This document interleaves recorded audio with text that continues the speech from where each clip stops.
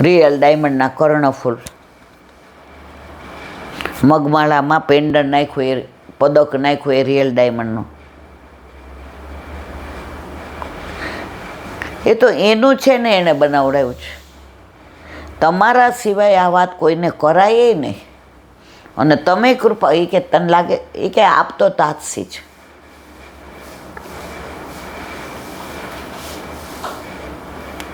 ઓલા બેન રાજી થઈ ગયા.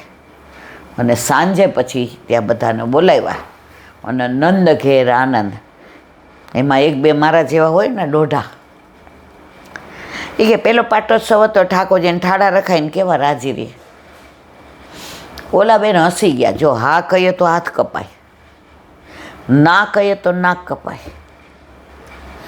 અત્યારે સૌથી વધુ બધાને દેવું ગમતું હોય તો સલાહ.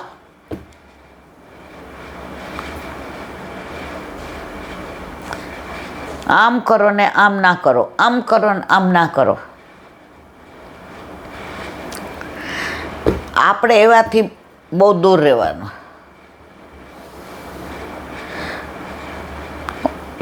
એ કે નો રાખ્યા ઠાડા, હૈસા બસ. જો હૈસા એટલે ઓલા બેનને ખરાબ એ ન લાગે. આવતા વખતે ઠાડા રાખજે, પાછા હૈસા. મારો ઠાકોરજી મારા માથે બિરાજે. હવે તમારા જેને સલાહ આપતા હતા એના ઘરે ઠાકોરજી નથી. જો ઠાકોરજીમાં વધુમાં વધુ સલાહ કોણ આપે ખબર છે? જેને ઘરે ન હોય નહીં. કોઈ ન આપે.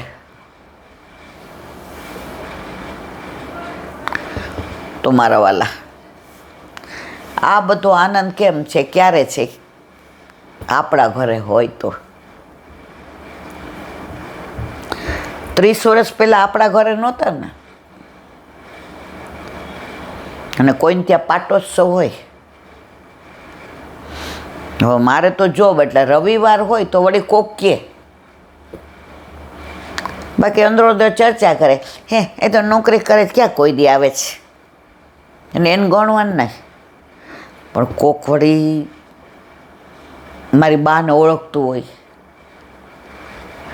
કે અમારે સૌરાષ્ટ્રના હોય, એટલે કોઈ અનુસંધાન, તો આપણને કે રવિવાર છે આવજે બટા. ત્યારે સતત મનમાં એવું થતું હતું કે આવો આનંદ આપણા ઘરે ક્યારે?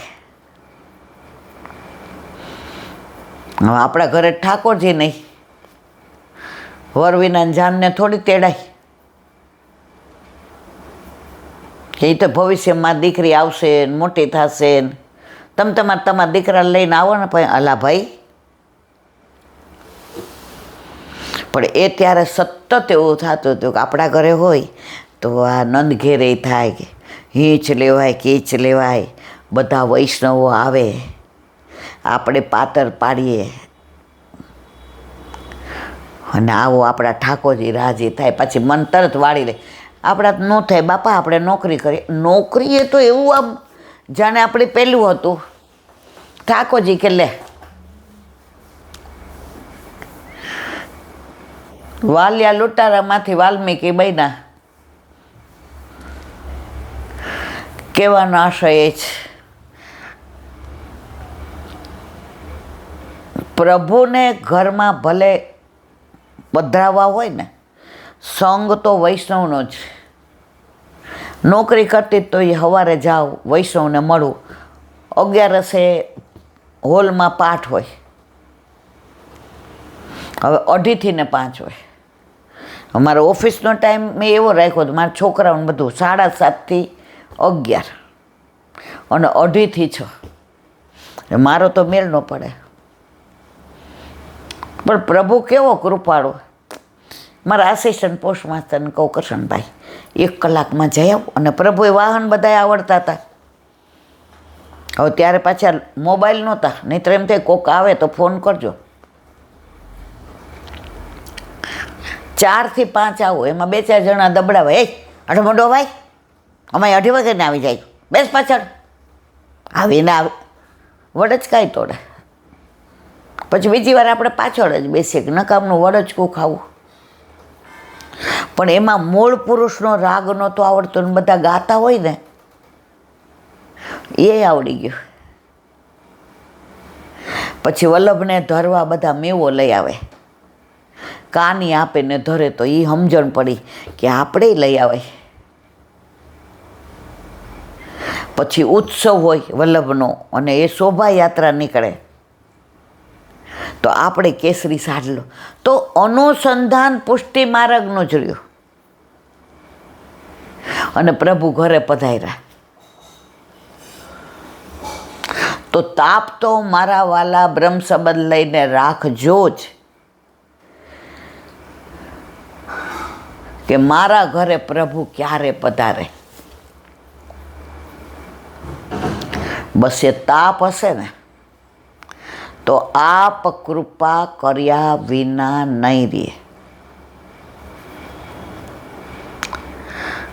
માહોલ એ રહ્યો, બધે જઈ આવીએ, અસારવા બેઠકમાં જઈએ, નરોડા જઈએ, ક્યાંય બીજે તો જવાનું નહીં. અને પોસ્ટ ઓફિસને લીધે બહુ વૈષ્ણવ ઓળખવા માંડ્યા.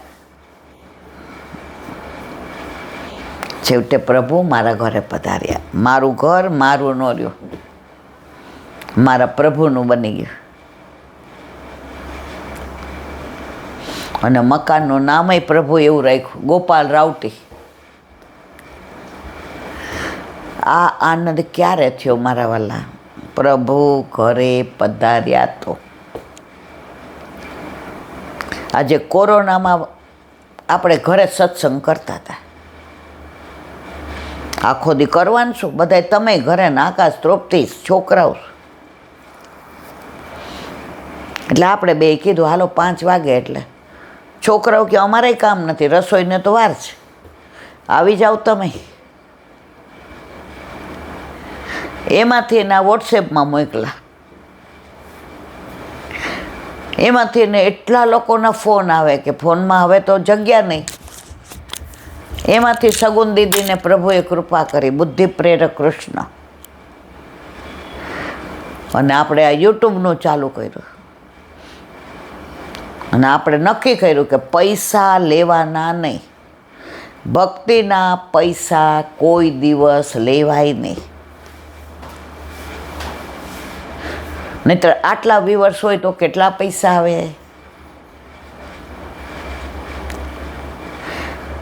અને મારા વાલાએ એવી કૃપા કરી. આજે જો કોણ સાંભળે, કેટલા સાંભળે અગત્ય, હું ને તમે બે, મારી વાણીનો વિનિયોગ થાય છે. અને સામે એક જણ જોઈએ સાંભળવા માટે. ભી તારે કરીએ તો એ જે આ મોઢાના હાવભાવ, એ એમને ગમે છે કે નહીં, એમને ભાવ આવે છે, એ સામે એક જણ, એ તમે જ. એટલે ક્યારેય આપણે બોલતા નથી કે મારી ચેનલને સબસ્ક્રાઈબ કરો. એટલે જરૂર જ નહીં મારા વાલા. અને એટલે આપણા ઓલામાં ક્યાંય એડવર્ટાઈઝ ન આવે. ઘણાય કહે આપણને આમાં 2 મિનિટ એડવર્ટાઈઝ મૂકો તો પૈસાને ઢગલા. ના બાપા ના, આટલું મોટું દાન વાણીનું કર્યું છે ને, એને વેચાય નહીં. કિંમત કરી નાખી. ભક્તિની કિંમત ના હોય. અને તમે જ્યારે ભક્તિની કિંમત પૈસા લ્યો છો ત્યારે ભાંજગડ બની જાય છે. પછી એ ભક્તિ નથી રહેતી. મને ને તમને કેવો નિજાનંદ આવે છે. ઘણા એમ કે એલા બેન આવીએ, હું કહું આવો મારા વાલા, પણ 1.5 કલાક પછી બેસવું પડશે.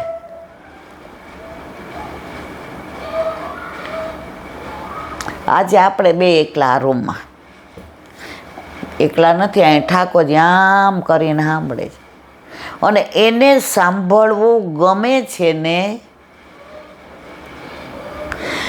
એટલે એ કાયમ કરાવે છે. નહીં તો કોક દી આળસ થાય, કોક દી લૌકિક હોય, કોક દી બપોરે ઉઠવાનું મન ન થાય, શરીર દુખતું હોય. પણ જેવા 6 વાગે એટલે આપણી સામું જોઈને કે માં હાલો, માં હાલો, માં હાલ, આમ એ જ જાણે સ્ફૂર્તિ આપે છે. ને જે પગના દુખાવાને લીધે અહીં 1.5 કલાક બેઠો રહેવું બહુ અઘરું છે. પણ એ 1.5 કલાક અહીંયા બેસો ત્યારે ખબર ન હોય. વલ્લભને કહું, જે કહેવાનું હોય કહેજો મારા વાલા, હું તો બોતડી છું, અક્કલ વગરની. ચિત્તનું સિદ્ધને ચિંતા કરે, કૃષ્ણને કરવું હોય તે કરે. એક નાની વાત, ક્યારે આપણા જીવનમાં ઝંઝાવાત આવે, તકલીફ આવે,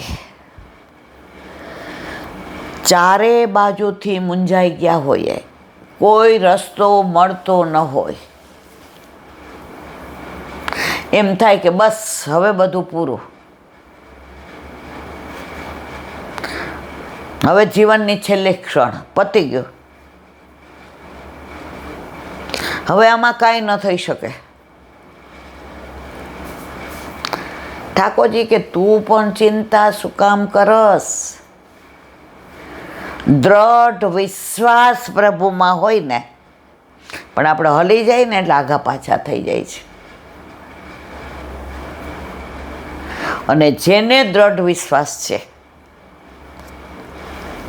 એનો વાળ પણ વાંકો વનમાળી કરતા નથી. એક સુંદર મજાની હરણી હતી, એવી સુંદર. હવે જંગલમાં એ દોડતી જાતી હતી. હવે એને પ્રસવ પીડા ઉપડી. હવે ગમે ત્યારે બચ્ચાને જન્મ એટલે સારી જગ્યા શોધવા માંડી કે આ જંગલમાં બધે કાંટા છે ને કાંકરા છે ને ઝાખરા છે ને ઊંચક નીચક છે ને ક્યાંય આ ગંદકી પડી છે, હું એવી સરસ જગ્યાએ જાઉં કે મારું બાળક આવે ને કાંઈ તકલીફ ન પડે. ત્યાં જંગલમાં આગ લાગી. હવે એવી આગ લાગી બધું ભડકે બળવા માંડ્યું. એ પાછી વળવા ગઈ તો દૂરથી સિંહ ત્રા પાડીને આવતો હતો. એ કે આ હવે મને જોશે એટલે કળ્યો. સાઈડમાં જવા ગઈ તો ત્યાં શિકારી હતો, એની બંદૂકમાં ગોળી ભરતો હતો કે આવી સરસ મજાની મૃગલી, આવી સરસ હરણી, આજ તો આપણો મેળ પડી ગયો. અને પેલી બાજુથી ને અગ્નિ આ બાજુ ભડ આવવાની તૈયારીમાં. જો 4 બાજુ થઈ ગયું. જંગલમાં અગ્નિ ભડ બળે ને આ બાજુ આવવાની તૈયારી. આ બાજુ દોડે તો નદી, આ બાજુ સિંહ અને પેલી બાજુ શિકારી. હે પ્રભુ, મારા પ્રાણ ભલે જાય પણ જે જીવ હજી આ ભૂતલ પર આવ્યો નથી એની રક્ષા તું કરીશ જ, એની મને ખાતરી છે. મને મારા કરતાં તારા ઉપર વધુ વિશ્વાસ છે. આંખો બંધ કરી દેવાથી ને આ બધું જતું નહીં રહે. સિંહ આ બાજુ આવે છે, આ બાજુ હમણાં આ ગોળી બને દેશે, આ બાજુ નદી છે અને આ બાજુ ચિનગારી બધી મારા તરફ આવે છે. દોડે તો સિંહ પાછળ પડે, આ બાજુ જાઓ તો ઓલો શિકારી, અને આ બાજુ જાઓ જંગલમાં બળી જાઓ, અને આ બાજુ જાઓ તો નદીમાં પડો. जाए तो जाए कहाँ समझेगा कौन यहाँ. ક્યાં જાવું? વચ્ચે ઊભી રહી ગઈ. ઉપર જોયું, મને લઈ લેજે, પણ તે જે આ બાળ આપ્યું છે ને પેટમાં, જેણે દુનિયા નથી જોઈ, અહીંયા પ્રસવ થશે તો 2 જીવ જશે. અહીંથી દૂર જઈને પ્રસવ કરી તો આ 4 મને જવા નહીં દે. હે દીનાનાથ, હે પ્રભુ, તારું સામર્થ્ય છે કે તું આ બધા વિપરીત સંજોગોને, પરિસ્થિતિને મારે અનુકૂળ કરી દઈશ. એમ કરીને હવે પ્રસવની પીડા પરાકાષ્ઠાયા. હવે એમ થયું હમણાં હવે બાળક આવી જ જશે, અને જો આવશે તો 2 જીવ જશે, કારણ કે સિંહ એ નહીં છોડે, ઓલો શિકારી નહીં છોડે. અને આ પ્રજ્વલિત જ્વાલા પ્રભુને કે તારી દરેક લીલા મને કબૂલ મંજૂર છે, તું રાખીશ એમ હું રહીશ. શિકારી કે હવે બરાબર, હવે પોઝિશનમાં આવી ગઈ. એમ કરીને જોરથી ને ગોળી મારવા ગયો. તો સિંહને એમ થયું કે આ ભાગી જશે, તો એવો દોડીને તરાપ મારવા ગયો તો ઓલી ગોળી હરણીના બદલે કોને વાગી? સિંહ ત્યાં. હવે આ બાજુથી જ્વાળા આવતી તેનો એક તણખો હતો ને, એ શિકારીની આંખમાં પડ્યો. ઊભી પૂંછડીએ ભાગ્યો, ક્યાંક આમાં વળી જાય.